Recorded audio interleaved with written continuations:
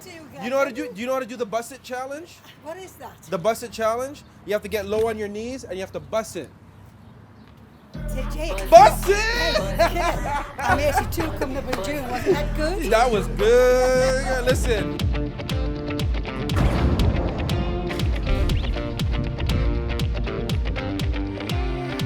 Hey BG Squad, welcome to a new episode of the Brandon Gonez Show. And we love when you join us every single week. And we have a lot to talk about this week. So I hope you packed a snack and you're taking a break and you're just gonna chill with us for the next half an hour. In the meantime though, before we even get anywhere further, let's get the homework done. And that means hitting that subscribe button, tapping that notification bell, and following us on all of our social media because we live everywhere. But today, we're in Mississauga. And by the way, Canada could be heading towards a federal election this year. Did you know that? Well, that's what the streets of Ottawa are saying. But what are the streets across Canada saying? What are people feeling? How are they feeling about that possibility? What are the issues affecting your life?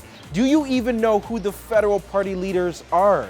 So many questions, so let me stop talking and let's go ask the people, because it's time for your voice, for the people, by the people.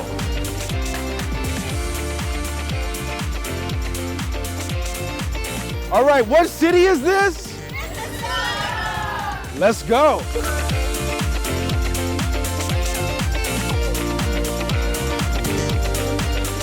Yeah, so what are we talking about today? Well, we're talking about a lot of things, you know.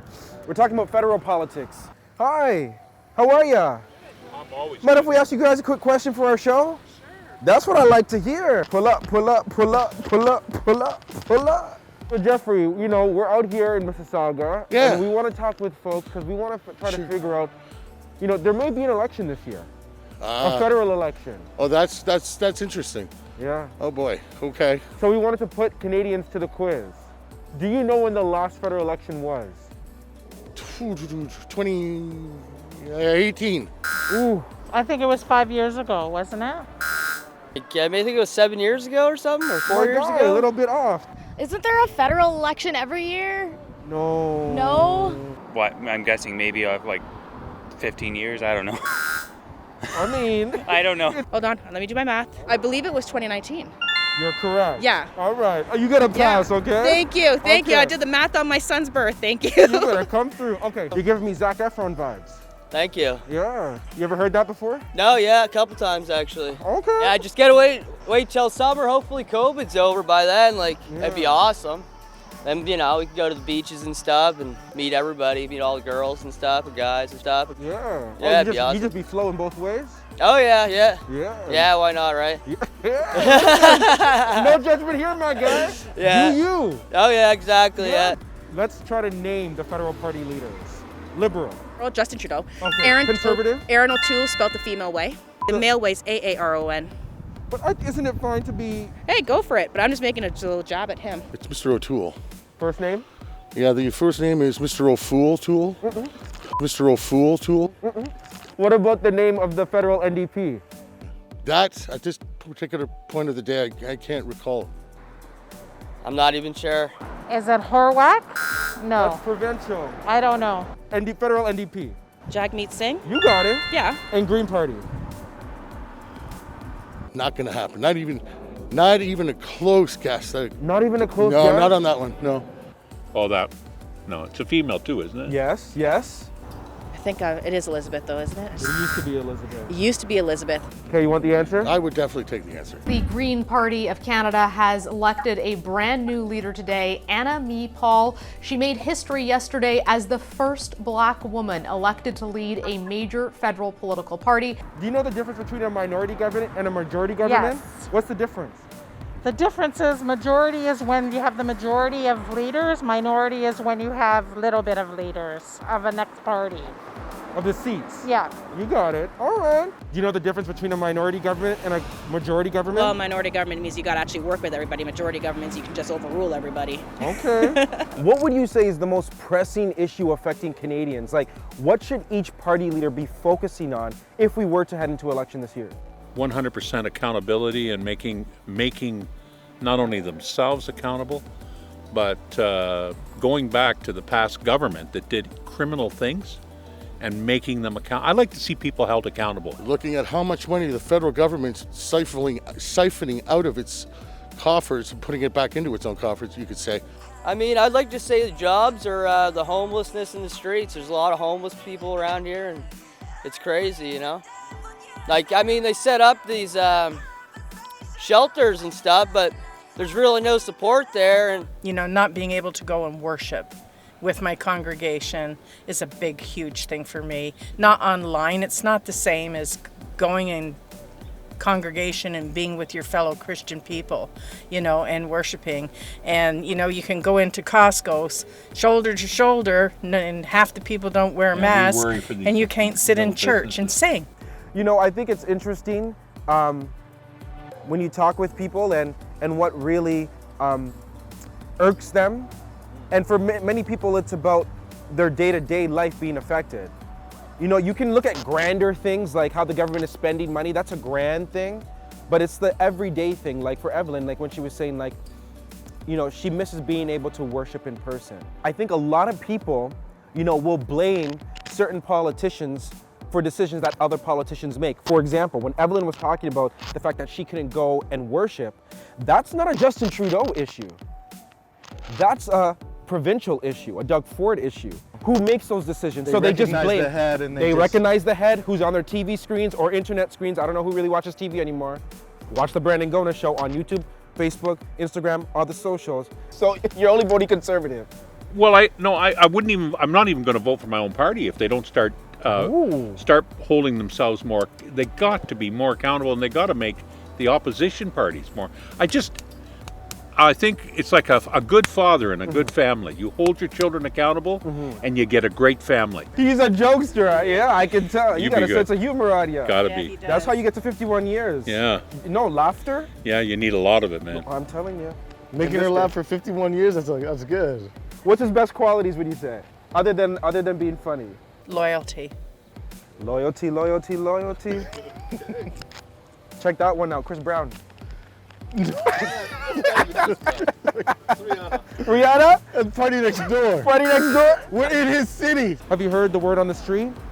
Which one? We might be going into a federal election sometime this year. Wouldn't it be surprising? How do you feel about that? In all honesty, it doesn't matter which way we go, we're screwed. Yeah? Why do you say that? Doesn't matter. No government works for the people. I mean, I think governments are doing some good things. Does it negate everything that's being bad? I look at it. Realistically, I've got 2 kids right now who are in homeschool. I work full-time in a law office. It's not exactly the optimal situation. My son's autistic and he can't even go into school because he's verbal autistic. But if he was non-verbal autistic, he could still go into school, which means now I've got to find somebody who's going to be able to watch him while he's in school. Nobody planned for this. Parents especially did not plan for this. Nobody expected to parent during a pandemic. You know, we're all just flying by the seat of our pants. We're trying to do everything that we possibly can. But I would like to see, you know, some form of assistance, especially for children who are deemed special needs, IEPs, learning disabilities. I can't fault the government. Nobody planned for this. I can't fault anybody, no matter where it came, like whatever started this. But at the same time, you know, the federal government should not be looking for an election and trying to fix this crap. If the leaders were watching this, if you could give them some advice in terms of how to get their name out there so people could know their names, what should they be doing? I would say social media. I feel like that's like the one thing that people pay the most attention to. You saying you're gonna run?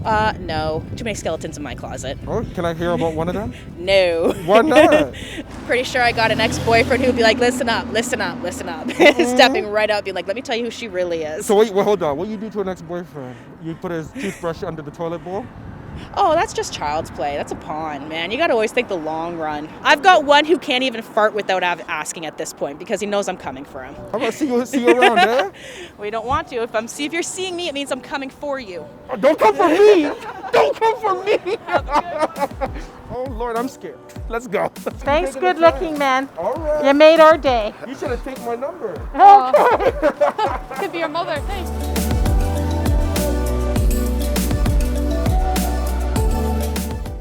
We're filming for our show. The Brandon Gonez Show.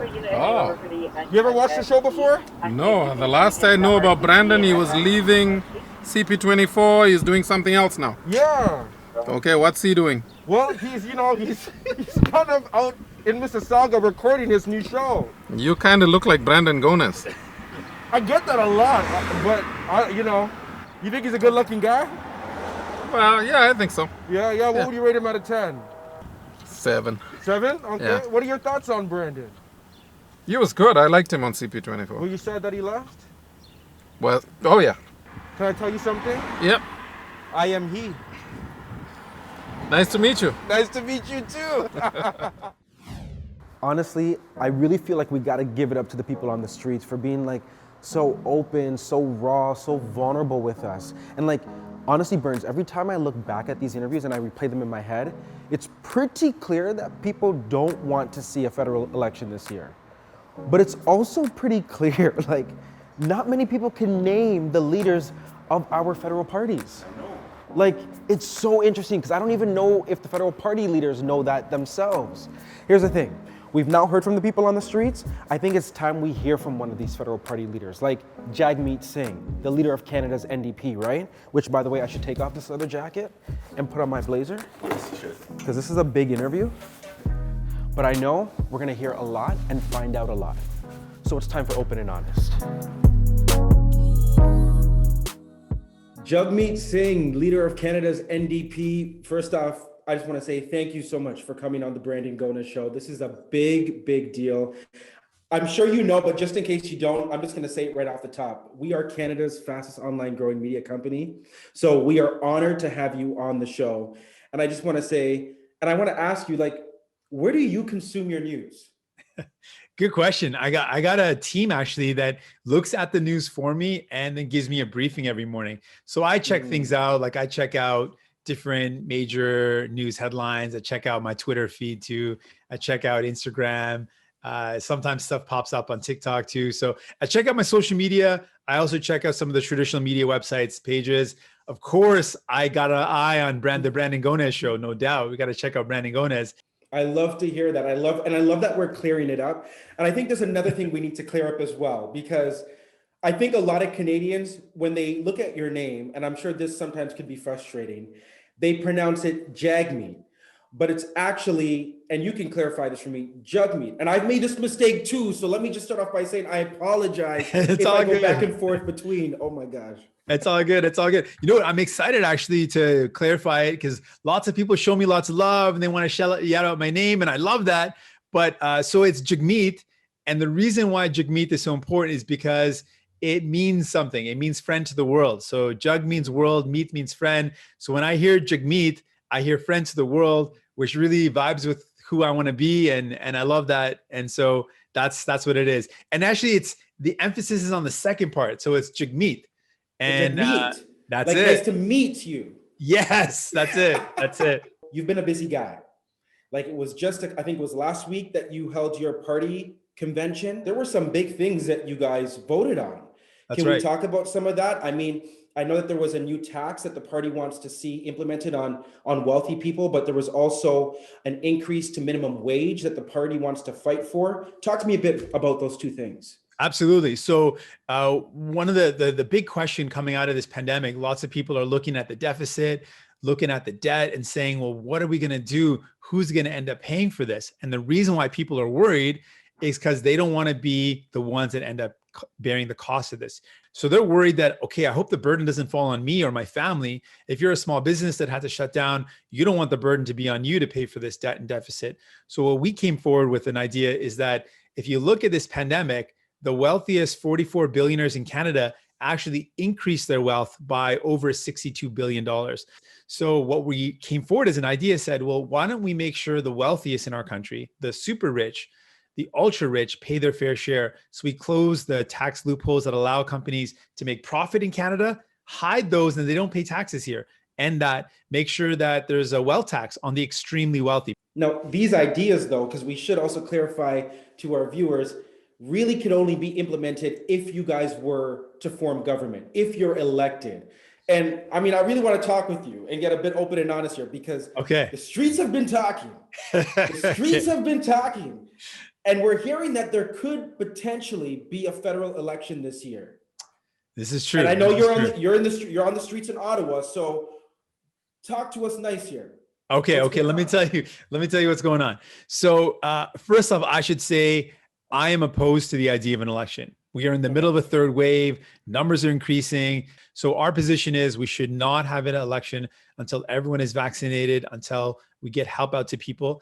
But it looks like Justin Trudeau has put out a bunch of different signals that they're looking for an election, and it might happen as soon as June or July. So again, we're going to say it's the wrong thing to do, but if they do call an election, we will be ready to fight it.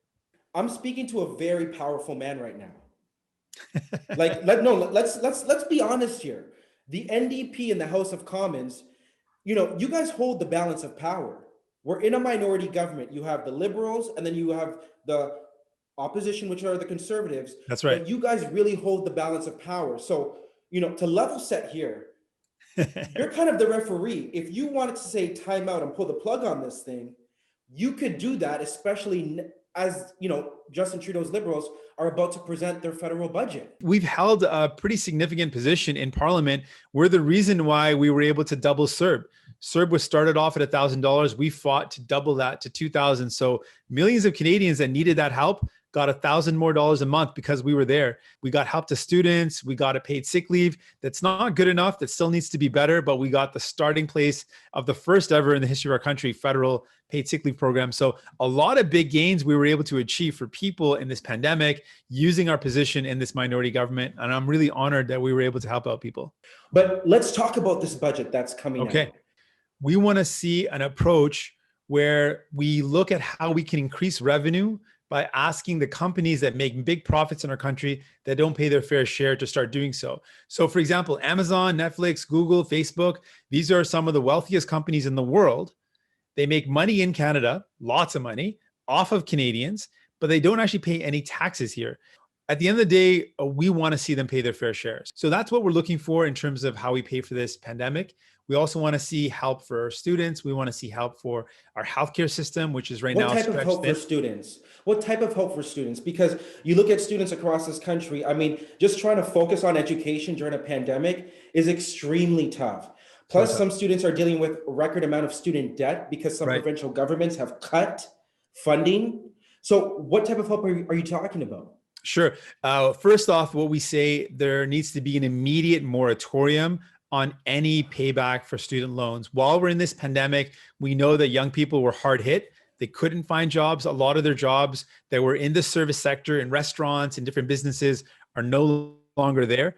There's summer jobs that would be in maybe in the tourism sector are also not there. So we want a moratorium, meaning stop making students have to pay back any of their federal student loans while we're in this pandemic. So we have a proposal, one of the boldest ever, to actually forgive up to $20,000 of student debt, just to give students a little bit of a support after they graduate to get them back on their feet. Jagmeet, I want to talk to you about racialized Canadians, because this past year has been just a whirlwind, something that we've never seen before. But we saw two pandemics take place, the health pandemic and the racial reckoning that has unfolded as well. And we heard from Prime Minister Justin Trudeau that yes, anti-Black racism exists in our country. It is real. It's deep-rooted in our systems. But he also said he's going to work to dismantle that and to fix it. Anti-Black racism is real. It's in the United States, but it's also in Canada. And we know people are facing systemic discrimination, unconscious bias, and anti-Black racism every single day. I'm going to be quite transparent and be honest with our audience. I haven't seen much that has been done. So I know you've also been very vocal about this, that you want to see, anti-Black racism come to an end. But how? How are you going to help to end that? And also, I want to ask you that, police brutality factors into that as well. And do you agree with, the idea of defunding the police and taking some of that money and putting it into mental health resources and initiatives instead? I really appreciate the opportunity to respond to both those questions. So first off, on the response of this Liberal government, on the response of Justin Trudeau, I remember last summer when he took a knee at a protest, and I was thinking, who is he taking a knee against? He's the prime minister of this country. Why doesn't he just take a stand? And I gave a list of things that we could do immediately. We could specifically and clearly in legislation and in policy ban racial profiling at the federal level. It has not been done yet. And when we do that specifically and very overtly, it will reduce the cases of racial profiling. We need to ban it. We did. What would those consequences look like, though?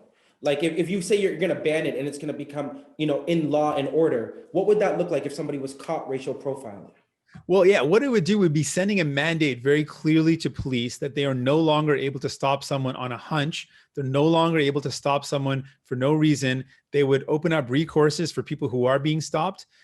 It would have a chilling effect on police stopping people for no reason. And we saw to some success in Ontario when we were able to change the policies around carding, that expressly stopping it was able to reduce. We didn't get all of it done, and we still have more work to do, but we were able to significantly reduce the levels of carding that was going on. We need to completely overhaul the use of force guidelines. We need to have a focus on de-escalation. I give the example of in Canada, there was an armed man who rammed down the gates of Rideau Hall. The residence of both the Prime Minister of Canada and the Governor General, both were there, rammed down the gates, had weapons on him, was armed with weapons, and he was arrested without incidents. He was de-escalated. And I'm saying that's a good thing.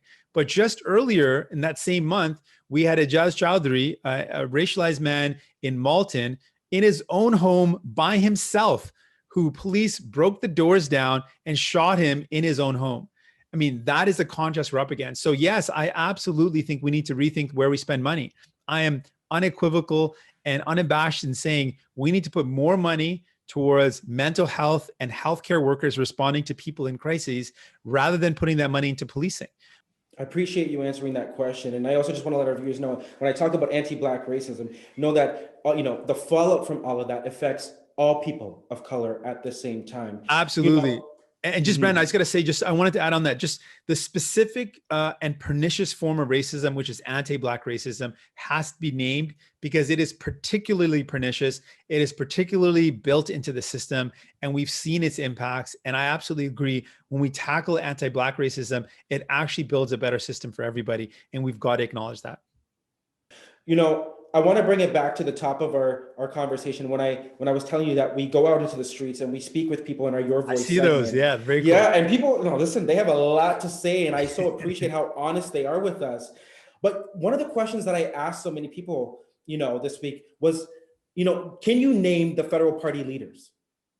And Jagmeet, I'm going to be honest with you, so many of them were telling me that they couldn't name the leaders.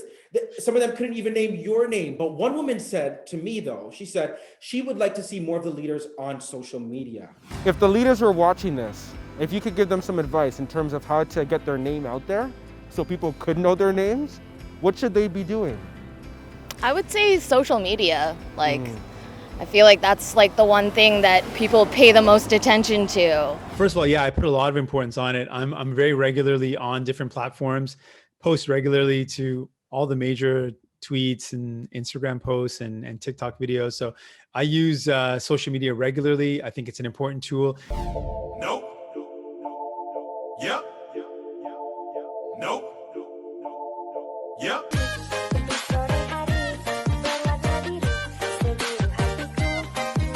And for me, it's more so I want to speak to people wherever they are. Like if people are hanging out somewhere in real life, I would go there to reach out to people, to hear from them.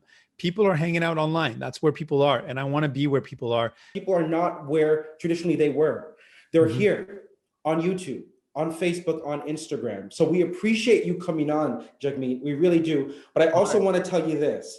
If you are right, and if the streets are right, and that there is going to be election later on this year in the summertime, I'm going to put it out there. We are going to hold a debate. Okay. I'm going to send an invitation out to all of the major party leaders. So I'm going to ask you, will you accept this personal invitation to come on to the Brandon Gonez Show debate? Whew, I can't say no to you, Brandon. We make that happen, man. I try my best to make that happen. Obviously, we've got schedules, but I'd be honored to be on the show. I think your platform is amazing, and I'd be happy to do a debate here. That'd be super cool.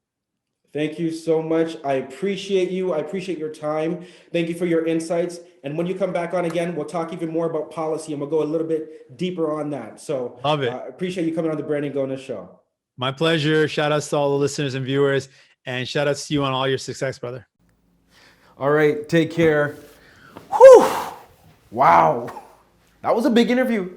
That was a big interview. But he also said a lot of interesting things. You know what I mean, Burns? Yeah, I did, man. Like, I want to know what you guys think right now. Like, tell me what you thought of that interview. Like, put it in the comment section right now. And also know this, listen, we're going to continue following this story here on the Brandon Gonez Show. So make sure to keep it locked on this YouTube channel. But also know this week we are launching our new News You Can Use, which is going to give you all of the news updates when you want them, where you want them. And that's right here and across all of our social media platforms. So listen, if you do have any news stories or pitches you want to send us, email us right now, news@brandongonezshow.com. Oh, the other big thing. Coming up in the next few weeks, we are going to have a massive BG show one-on-one with Canada's top doc, Dr. Teresa Tam. It is going to be a conversation that you have never seen before, but you will only see here. So you make sure you keep it locked. And you know what I say all the time, BG Squad? We love you for watching. So we'll see you same place, same time, and throughout the week right here. Take care.